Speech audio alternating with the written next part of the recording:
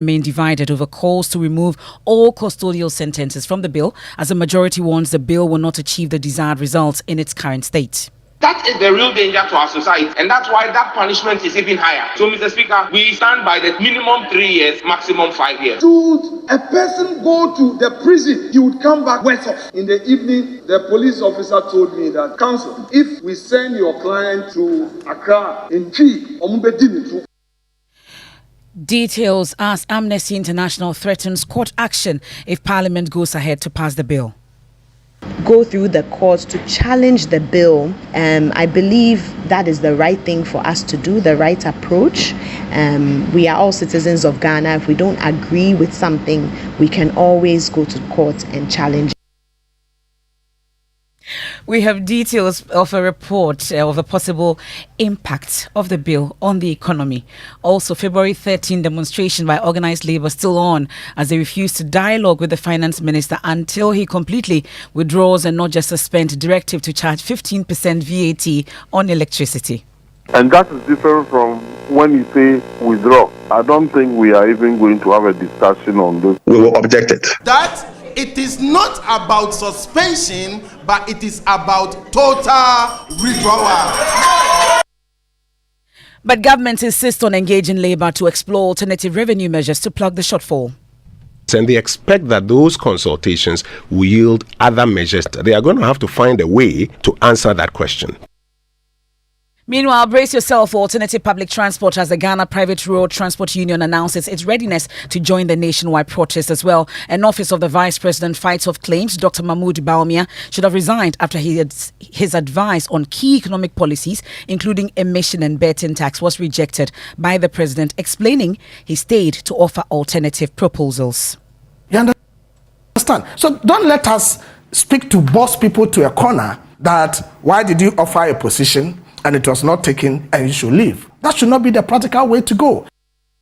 And in business, Ghana saves a little over $1.2 billion since it started commercial production of crude oil in commercial quantities. And in sports, over 500 coaches express interest in the vacant Black Stars coaching job. We'll tell you more as the search committee readies to interview shortlisted candidates. And much later, the Ashanti Hene Otumfo say to the second says he's brought the spirit and soul of Ashanti back after he received more artifacts looted from Kumasi about 150 years ago at the Menchia Palace by the slave masters and taken abroad. For us, they are not just regular arts. If they don't have the spiritual essence, how would they be taken away? But in 150 years, it will come back to its original source. The power in this is not the regular arts. It is something deeper than that.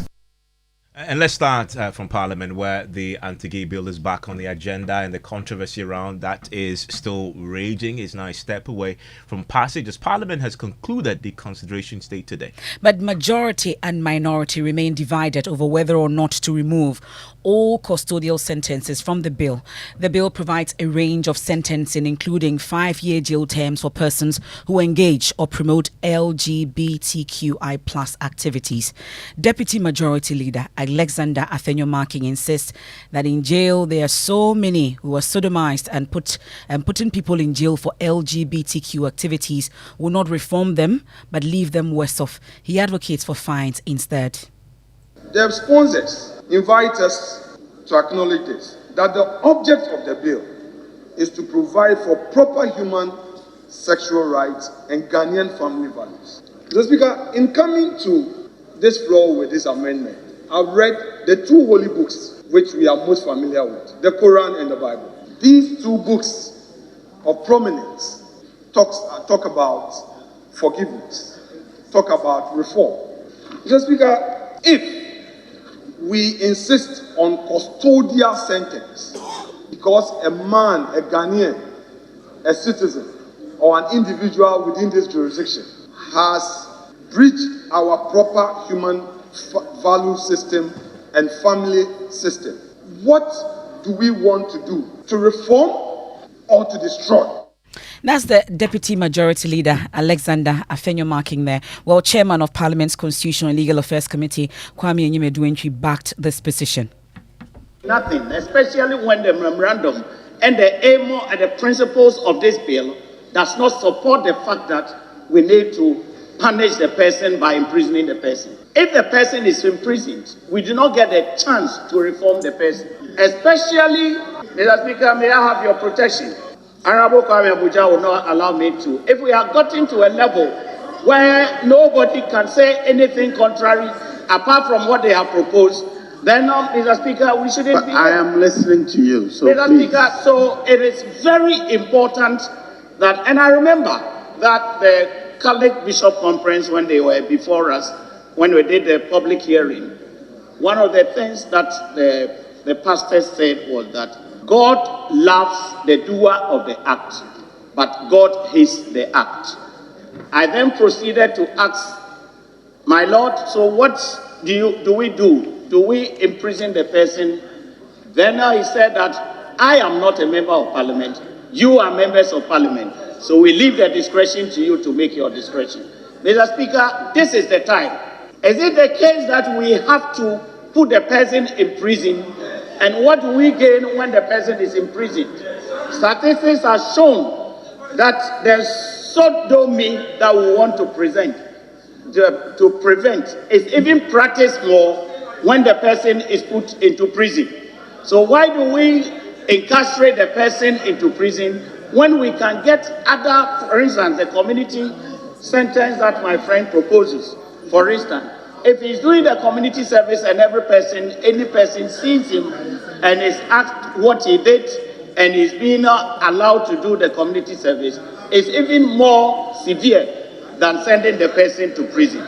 So I will support the fact that if we can do away, and my friend made the proposal that this is not only on clause 14, we must as well, it must be consequential on clause 13 and clause 12 as well. That it must be consequential, that we have to do away with custodial sentence. Parliamentary correspondent Kweku Asante is on the line with us now. Kweku, how did the minority side respond to this? Well, Evans, we first heard from Mohammed Mun, who is the MP for Asawase. He made some really good points to contradict the points that have been made by the majority side by arguing that there will be the law that Parliament is currently considering will be useless if it does not come with custodial sentencing.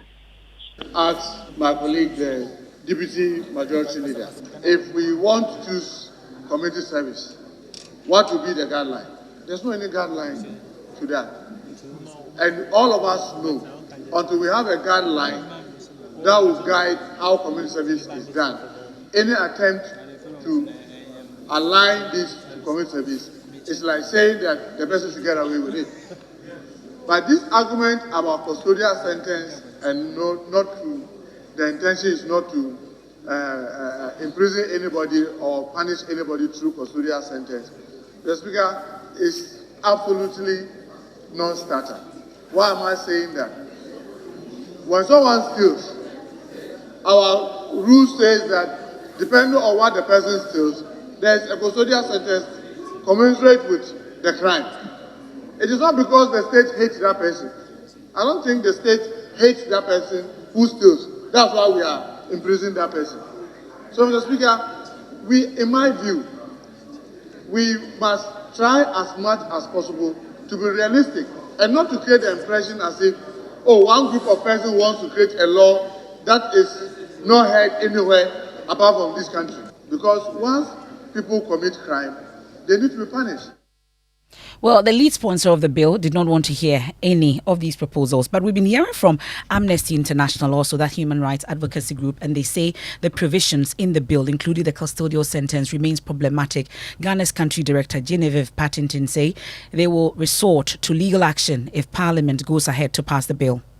Go through the courts to challenge the bill. I believe that is the right thing for us to do, the right approach. We are all citizens of Ghana. If we don't agree with something, we can always go to court and challenge. Well, that's Genevieve Pattington, the country director for Amnesty International. And we've in recent times heard the position of a number of diplomats, including the U.S. ambassador to Ghana, Virginia Palmer, who recently stated categorically that she will not be able to sell Ghanaian business to the global market or convince other businesses to come to Ghana. While another group, Open for Business Coalition, is also reiterating concerns over the impact of the bill on Ghana's economy and business sector. James Aveji has a copy of that and joins us in studio. What are the specific areas of the economy the statement refers to, or the report? MFA, so for instance, they talk about the fact that if this is passed, it will actually affect tourism in domestic tourism. They come out with some figures that from their research, approximately over 51% of US and UK citizens who want to go on tourism come to Africa. And so if this bill is passed, it will affect domestic tourism. They also reiterated that point that if this is passed, businesses outside of Ghana who are already operating in the country may be packing away, or those who want to come start in Ghana would also resign that decision to come operate in the country. And so those and others are what they are saying. In conclusion, they point out the fact that it behoves on the Republic of Ghana, as the Constitution says in Article 6, Chapter 6, Article 35, that the state shall take all necessary actions to ensure that the national economy is managed in such a manner as to maximize the rate of economic development and to secure the maximum welfare, freedom, and happiness of every person in Ghana. And so that is their point. Thank you very much, James Aveji. Let's bring in Sam George now. He's the lead sponsor of the bill. He's been on the floor today on the subject of custodial sentencing or non-custodial sentencing. And Sam George, you maintain that you insist we should have a lower limit of 3 and upper limit of 5 years for anybody found guilty. Why? Well, Evans, that is not what the conversation was about. And the Honorable Afenyo-Markin led the House on a wild goose chase. He was engaged in filibustering. We were dealing with clause 17 of the bill today. Clause 17 of the bill doesn't talk about anybody engaged in homosexuality. 17 of the bill talks about persons who promote, sponsor, or fund homosexual activities or groups looking to promote homosexuality. And so his entire submission, for want of a better phrase, was of no substance and subsequence. Because when he was talking about reform and rehabilitate and all of that, it lacked any intellectual acumen. Because we were talking about persons who were to fund or sponsor LGBTQ activities. And so the Honorable Muhammad Yariga made that point. And it became clear to the House that for almost 45 minutes, the Honorable Afenyo-Markin had engaged in an exercise of intellectual dishonesty. But the chairman of the committee that is superintending over this particular bill, and Enyimadu, supported that position. The chairman himself is in 6s and 9s when it comes to the facts of this bill. Because when Yariga pointed out that we're not discussing persons involved in the act, the chairman had his face, he had eggs on his face, because we were talking about people funding. And if you look at the intellect and logic that they were espousing, that we should scrap the jail sentence and rather introduce a punishment of 50 penalty units. 50 penalty units is equal to 300 Ghana cedis. So the intelligence of the chairman and the deputy majority leader was that for people who are funding and sponsoring homosexual activity in Ghana and groups, when you find them guilty, find them 300 cedis. Then why are we having the bill? Well, but the fundamental point is about the destruction that this will inflict on people. Do you want to reform them or you want to destroy them? Why would I want to reform somebody who willfully is funding an illegal activity? But the reform is the entire point of the reform system, is right? Focused on the persons engaged in the activity. And when you look at that, we introduce a fine there, and then for repeat offenders, or depending on the gravity of the offense, a jail sentence of minimum 6 months, maximum 3 years. So that tells you that our focus is on the persons who are looking to lure people in or entice people into it. So people caught in the act can actually be given a fine if you're a first-time offender, depending on the discretion of the judge and the court. The maximum sentence if you're caught in the act is 3 years. Even if the judge wants to give you the minimum 6 months. But for anybody who decides that this thing has been made an illegal activity, but still decides that they want to engage in the sponsorship of an illegal activity with their resources, why should we give the person a fine? Because the person has money and is pushing an illegality. This objection that was raised today by Fonyo Making, supported by Anyi, and it was thrown away by Parliament. Well, so Parliament nonetheless went ahead, completed the consideration stage. Because Parliament deals with intellectual argument. There was no intellectual acumen in the arguments that were espoused by both Afenyo and the chairman. As it stands now, with what has happened today, when do you now anticipate that at least to come to a floor, at least for a vote, or get it passed? Once again, like we said, we hope that before the end of this meeting, we will pass it because we're done with consideration. However, we need to have the drafting office clean it up and then bring it back, and then we will go through the third reading. It could be any time, but again, for me, I can't keep a timeline because it's at the discretion of Mr. Speaker. But I am confident that before this meeting will rise on the 22nd of March, we will pass the bill. Sam George, thank you very much. It's the Labour front now, and tonight we will not dialogue. That's the response of Labour unions as they reject Finance Minister's call to negotiate, insisting they will hit the streets on Tuesday if government does not withdraw rather than suspend the directive to charge 15% VAT on electricity. Well, the Finance Ministry, we know last night, said it had suspended the implementation of the tax to pave way for negotiations with government. The Finance Ministry believes the suspension of the tax and further engagement with stakeholders will proffer a way forward. Information Minister Kojo Ponkruma insists they must dialogue to find alternative measures to plug the revenue shortfall. If you read the Finance Ministry statement, it says in that same statement that they are suspending implementation and they are going to do some further consultations, and they expect that those consultations will yield other measures that they can achieve the same fiscal, program that they have put in place. So it's not a fait accompli that they have suspended it and that's the end of the matter. They are going to have to find a way to answer that question. President Akufo-Addo's government has to find a way to answer that question, and the Finance Minister, who is responsible for fiscal policy, having put out that statement, even included that in the statement. But Labour remains steadfast in their demand for a cancellation of the tax, rejecting any plan by government to negotiate. Vice President of the Trades Union Congress, Ken Kudia, spoke on Newsdesk. We are yet to receive an official letter from the Ministry of Finance withdrawing their position. We are hopeful that before close of day today, maybe they will release a letter to us. But as of now, we don't have any such confirmation. Organized Labour is very resolved that anything that will bring hardship or tend to affect the living condition of the worker or the Ghanaian populace in general, we will object it. There are other ways that government can raise money to supplement the budget, but not forms that will bring hardship to the poor worker. Organized Labour is likely to meet tomorrow if we receive a letter from the Ministry of Finance withdrawing the 15%. And until we receive that letter, we are resolved on the path we want to take in the demonstration. Like I said, I'm hoping that letter will come today, but we are resolved. The appetite for strike is very ripe, and we don't want to go that path. We want to engage and resolve all the issues pending.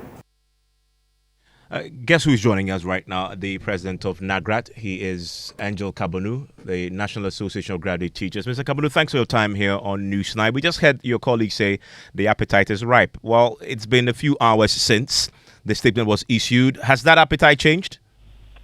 Well, a meeting is been called for tomorrow at the TUC Hall to assess the letter that has been sent to us for a decision to be taken on the way forward. This meeting tomorrow, your own expectations of that, based on what you know, it will address the concerns you have? Well, the letter that I have read is talking about a suspension of the tax. So when the letter was first written, we called a meeting. We perused the letter and took a decision to go on strike. A letter has come. We call for a total withdrawal of the letter. The letter that the government is issued is talked about suspension. So we will peruse the letter tomorrow, and definitely the media will be addressed as the way forward. And yesterday, the vice president also made some pronouncements on this. And of course, whilst he was speaking, we saw that a letter had come asking the ECG and NETCO to suspend. I mean, there's a willingness on government part at least to listen, to dialogue a bit more, is it not? Is there not? Well, I think the finance minister has been totally isolated from the reality surrounding us. Because if the flag bearer of his own political party is indicated that if the tax is on the books and he happens to be elected, he will erase that tax. The flag bearer of the NDP, John Dramani Mahama, also indicated that if he is elected, he will cancel that tax. We are in February. We are 10 months away from election. Why will the finance minister want to implement something that is unpopular with Ghanaian workers only for it to be scrapped in January by both the flag bearer of his own political party and the flag bearer of the opposition party? As we speak tonight, government says if you are ready to dialogue, their interest is finding an alternative to plug that gap that will be left if they don't implement a 15% VAT on electricity. What alternatives are you ready to offer, if any? Well, before haircut, we made several suggestions to government to look at instead of implementing the haircut. One such suggestion we made to government is what Baumia just said yesterday. We told government to cut down on the size of government. Government said it was not possible. And yet, yesterday, the flag bearer of their own party is saying that he will run government with 50 ministers. So look at the time that we made this suggestion to government from organized labor. So if today, the flag bearer of the New Patriotic Party sees the value in that suggestion, if that valuable suggestion had been implemented 2 or 3 years ago, where would we have been in the country in terms of saving resources? So that's number one. Number two, we ask that government review highfalutin giveaway programs that it runs in this country on the altar of the altar of expediency. So honestly speaking, look, last year there was a climate conference in Dubai. Look at the number of people who went. Calculate the cost of flight, calculate the cost of hotel and possible per diem. So we made several suggestions to government from the front. Look, I was a member of the Economic and Social Dialogue, representing union on one side, the Minister of Finance on the other side, employers on the other side, where we were dialoguing on the economy of this country. It has come to naught. And just give me clarity on this. A couple of weeks ago when this came up, the TUC, they were very clear that they will not even entertain dialogue. They just want to withdraw. Has that position changed, or you're now willing to sit with government? Ivan, you have always been making this mistake. It is not TUC. It is organized labor. Organized labor. Are you willing to sit with government? Has that position changed? Or you still stand? No, on the issue of the VAT, we are not willing to sit on with government. Okay. And that's Angel Kabonuda. He is the president of the National Association of Graduate Teachers, NAGRAT. Whilst we wait for that meeting tomorrow and the outcome, some unions are already proceeding with plans to hold that massive demonstration across all 16 regions with discussions ongoing with the police for protection. Patrick Tete Binyemi is chairperson of the Greater Accra chapter of Organised Labour.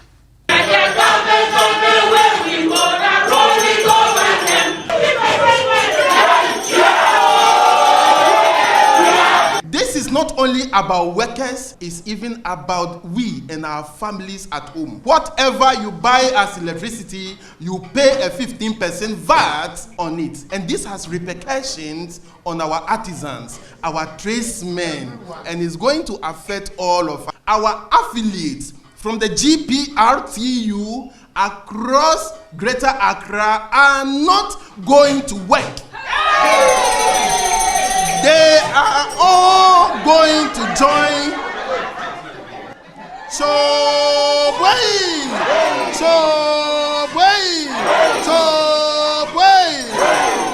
let us take note that on 13th, within the Greater, no commercial vehicle within Accra will work. The drivers, all of them are going to join the demonstration.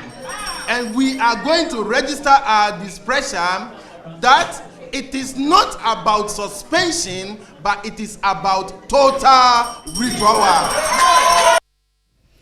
Well, the Ghana Private Road Transport Union have also directed their members not to work next week Tuesday if government refuses to withdraw the VAT. Abasi Morris, PR of the union. We are part of them. TUC the Krata say government and try and sign up to the end of on the 12th, on the 13th, no, we are all joining. We are with TUC on this demonstration. Government must withdraw this policy. On the 13th, because you can't organize labor. No, you cutting razor. Amaya Shanka no, because you are fighting for the eco tax. No, and the way by cutting razor. Tell every driver in the country that we're not working. We also pay electricity bills.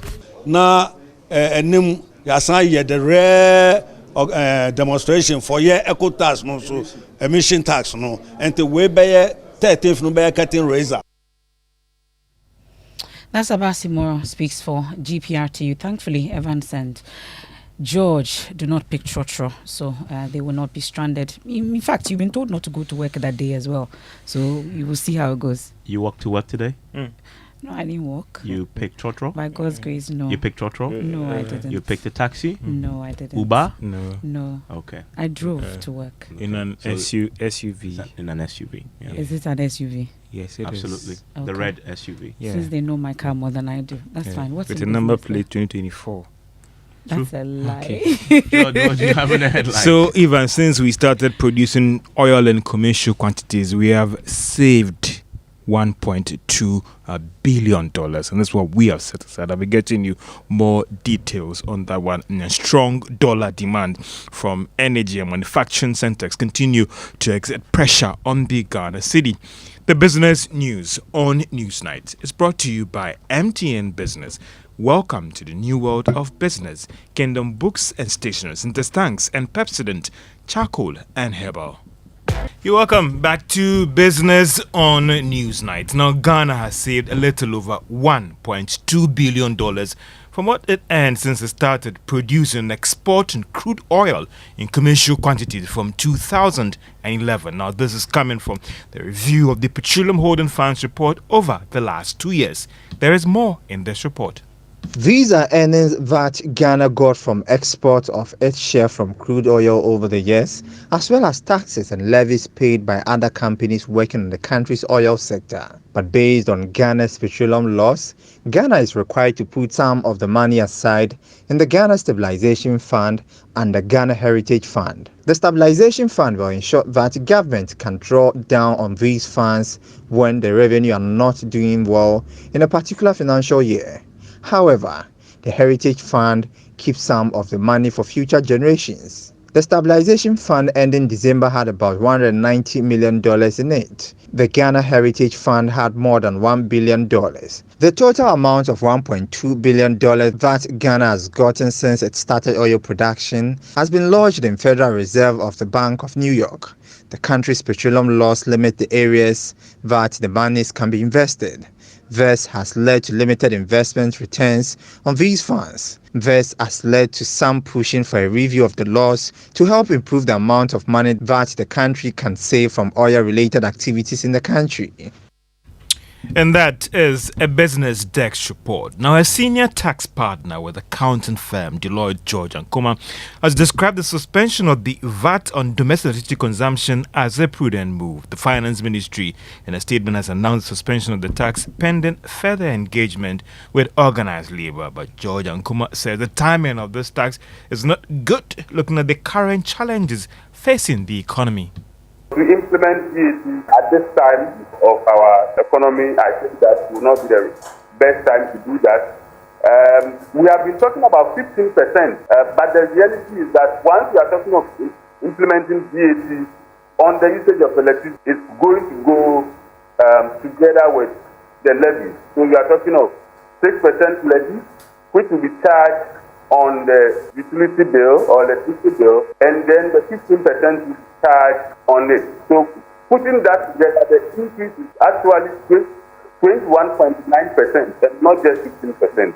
So that's one thing that we should be aware of. A senior tax partner at accounting firm Deloitte George Ankoma, who is saying that you actually end up paying even 21.9% VAT on electricity when this law or tax is actually enforced. Now, strong demand for dollars from firms operating the manufacturing and energy sectors continue to put some pressure on the Ghana cedi. Now, this is what we have picked up from some currency traders in the commercial banks. There is more in this report. The current pressure on the Ghana cedi was worsened earlier this week due to what some market players are describing as the limited dollar supply on the market. This development was compounded by a surge in demand for dollars by businesses, especially in the manufacturing and energy sectors. Checks by Joy Business shows that the Bank of Ghana has stepped up support, releasing some dollars to meet the demand over the last few days. However, some of these businesses are arguing that this is still not enough to meet their demand. On the contrary, the Bank of Ghana insists that it needs to be strategic, especially in these times. The Bank of Ghana's international reserves crossed the $6 billion mark last month. This indicates that the bank is in a strong position to support the local currency. But some have argued that they have not seen enough support from the Bank of Ghana in terms of dollar supply. And that is a Business Desk report. Now let's still stay within the banking space or the Bank of Ghana, because Bank of Ghana's new macroeconomic database portal is already reviewing or receiving some positive response from its stakeholders. Now this includes the country's donors and some persons within the academia. From the donors, they believe that it will go a long way to bring about some transparency when it comes to the Bank of Ghana's programs and monetary measures. Professor Peter Court is one of those persons in the academia that has been speaking about this platform with Joy Business. Getting real-time data is very difficult. So with this portal that the Bank of Ghana has launched, is going to help us as academics, as analysts, as policymakers, to be able to access real-time data, to be able to undertake analysis that will inform policy. So for me, it's one of the greatest things we've done to our country. And I believe other institutions, Ministry of Finance, should also take a lead in this and provide a similar portal. I also think that it will promote transparency. We are able to have same data, unified data, instead of sometimes data sets that we are not able to compare. Different time series with start times, with different deflators, and GDP deflators, and many others, which sometimes difficult to harmonize. So I think this portal comes in handy for researchers, for academics, for policymakers, for even practitioners, and for the citizens, as well as for the private sector businessman who would want to speak about inflation, would want to project his budget flows. Professor Peter Korte is an economist and the director of the Institute of Statistical, Social and Economic Research. Now, President of the Center for Global Development, Mashood Ahmed, has expressed concerns about the impact of high interest loans on economies in Africa, like that was coming from the IMF and the World Bank. According to him, the terms of most of these agreements makes it difficult for these low-income countries to repay them, by rather pushing them into high debt distress. The buildup of debt as a share of GDP is doubled, I think, and the terms on which that debt was taken on. There are countries that were borrowing before COVID at 8-9%. And if you're borrowing at 8 or 9% commercial markets, it's going to be hard to be able to generate projects that are going to pay that off. So frankly, we need to take a little bit of the responsibility on the international community side as well, because we were not raising the alarm on those things quite as much at the time as we do now.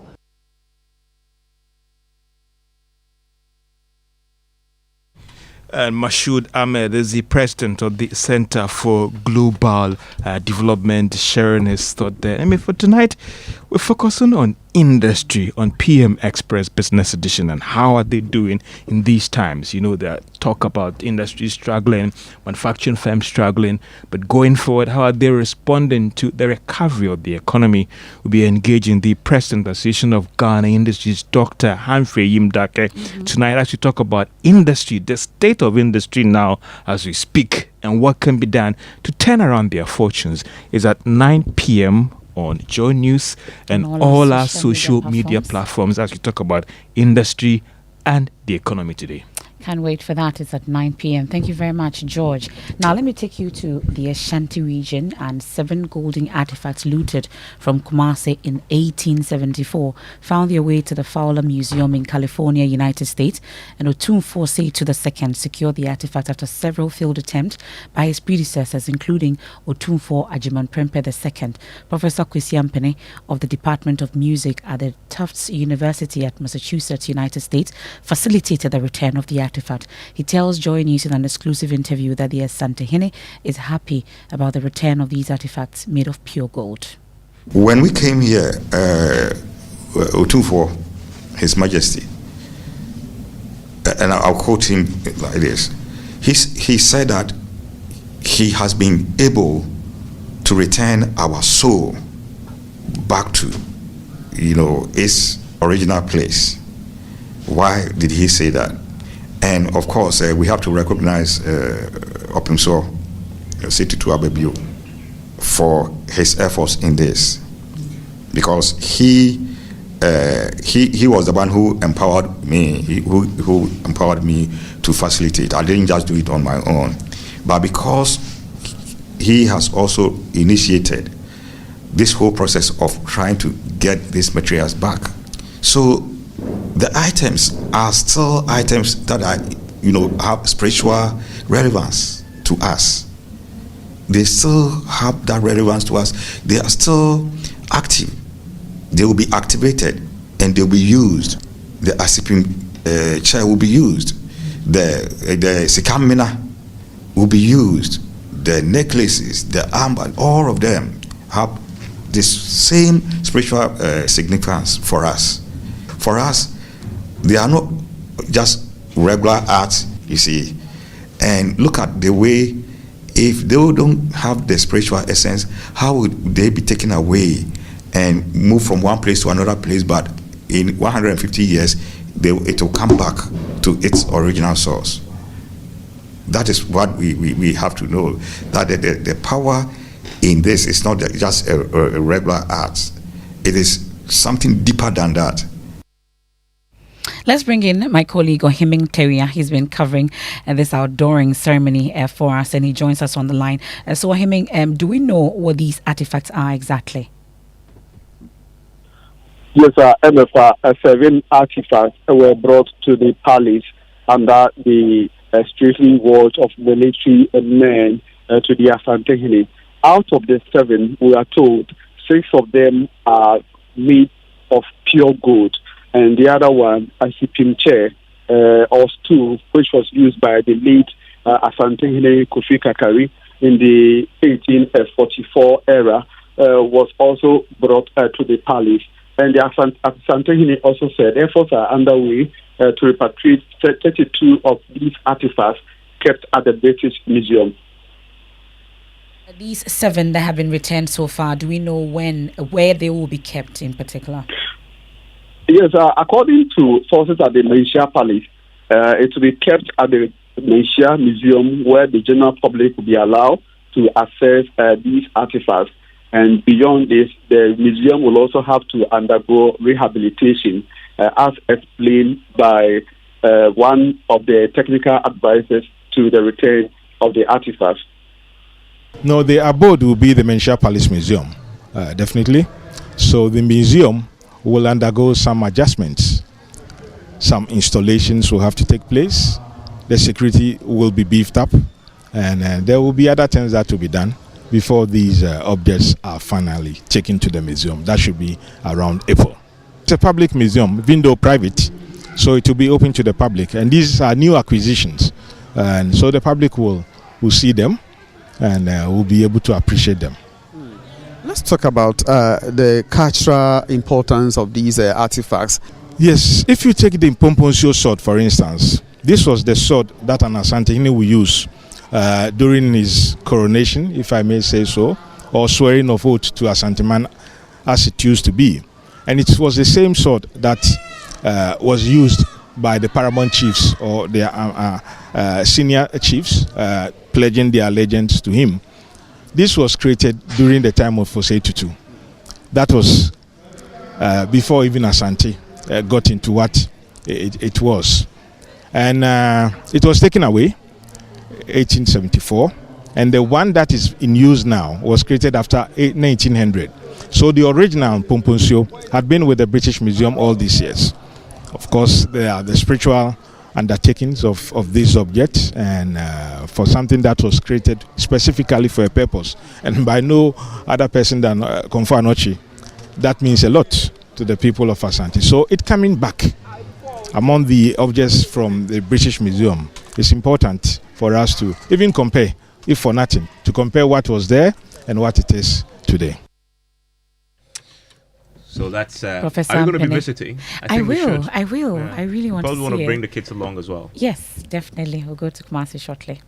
Let's stay there, actually. Let's stay in Kumasi because the former President Mahama has been there and he's been meeting with farmers as part of the party's plans to put together a manifesto for this year. He presented a number of plans with members of the General Agricultural Workers Union, and he was clear that under his watch, there will be a new legislation will be introduced to deal with persons who fell cash crops, trees, for the purposes of illegal mining or galamsey. As we've said, we always come out with a People's Manifesto because we don't sit with professors and intellectuals in a room and write a manifesto for people.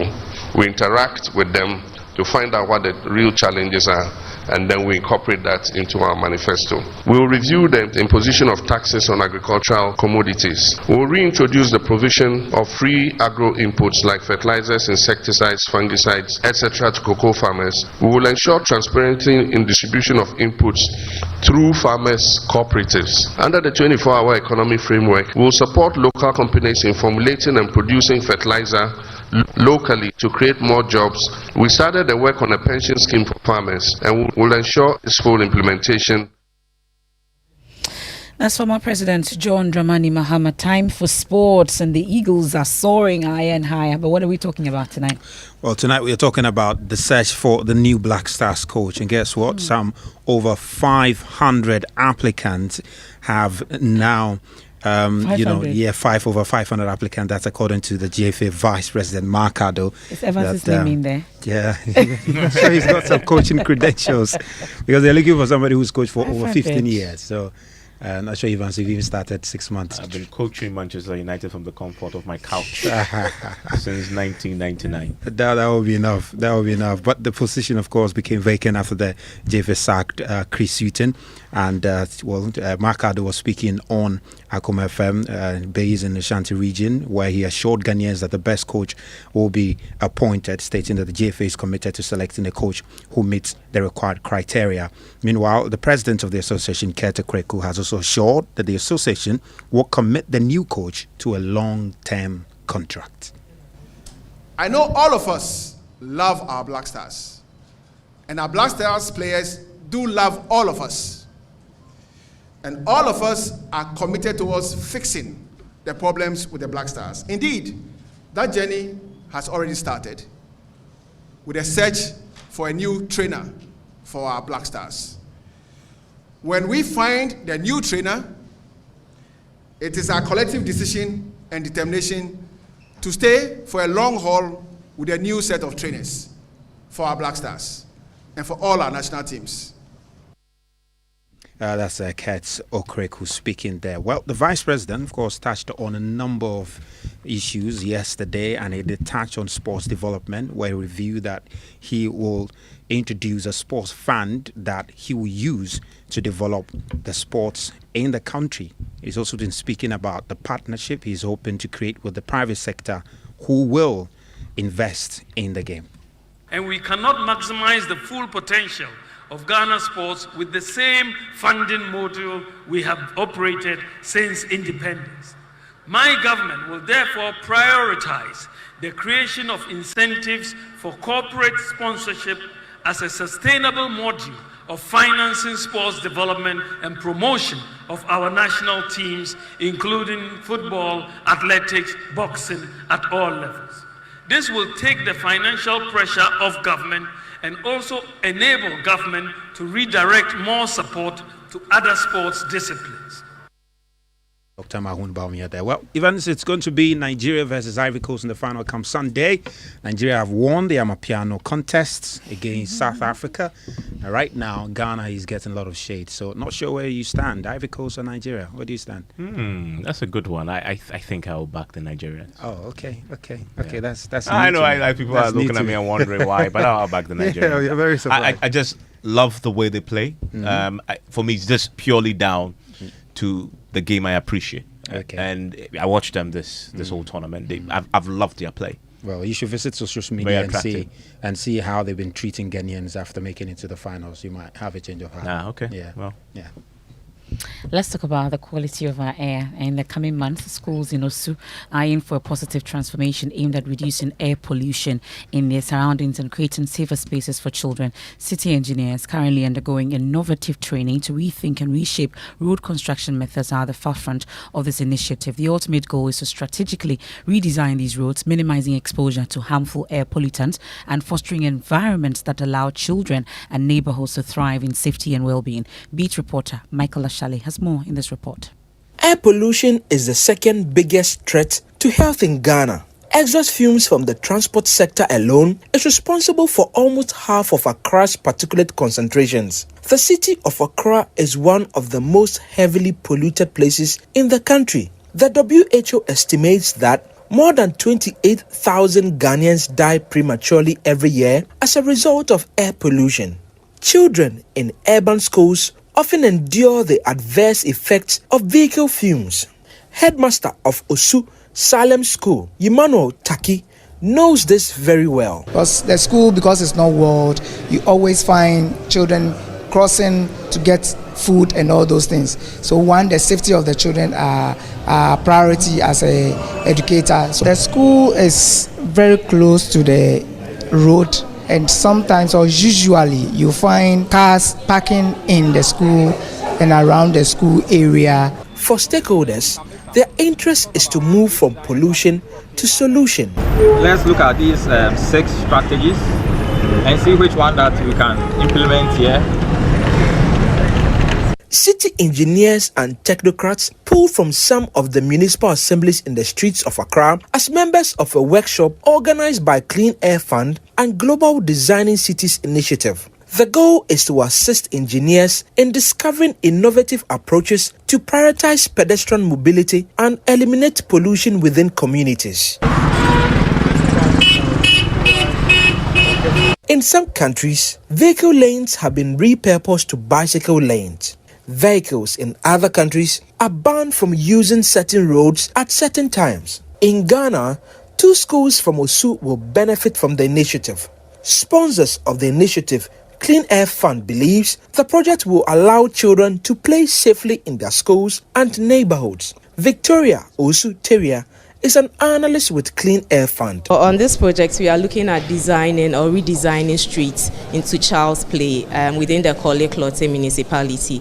In the course of that, we'll be measuring air quality concentration levels. So that will be done before the start of the project, the designing itself, during the designing, and then post the designing. So we'll be able to identify pollution hotspots levels. Program Manager of GDCI, Hayreton, explained how this will be done. Do is start with a pilot project, select one school, and see if we can create a safe space for kids to play, removed from air pollution, and then showing the results so that we can implement these kind of projects in different parts of the municipality as well. So how soon can we see any of those projects come to life? In the next month, we'll be doing some design projects, so we'll be sharing that with the community as well. However, Hayreton is expecting some challenges along the way. There are areas in the neighborhood where there is no sidewalk space and people are forced to walk on the roadbed. We think this creates a road safety risk in addition to air quality issues. So I think there will be some challenges with reallocating that space, how we can take that space and use it for other uses. Municipal Chief Executive of Korle-Klottey Municipality, Samuel Ni Ajay Teria, pledged to support the initiative to its conclusion. We can't remove lanes at this stage. At least the parking of the vehicles next to the school is something that we all have to come together and engage the restaurant and the nearby offices. That is not acceptable. The alternative will be maybe you take a Uber and drop and then go in, or use public transport or any other public transport. That will be the alternative for now. Maybe in the near future, they hope that these areas can be filled with more people than vehicles that pollute all day. Well, all the best to them. For Joy News, Michael Ashale. This story was a collaboration with New Narratives. Funding was provided by the Clean Air Fund. The funder had no say in the content of the story.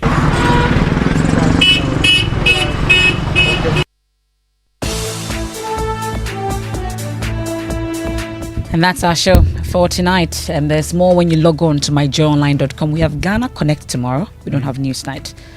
You want to stay for that. We have Personality Profile coming up next. What do we have? Sewa Bonsu, first female CEO of the Ghana National Chamber of Pharmacy. Women on top. Let's go. Indeed.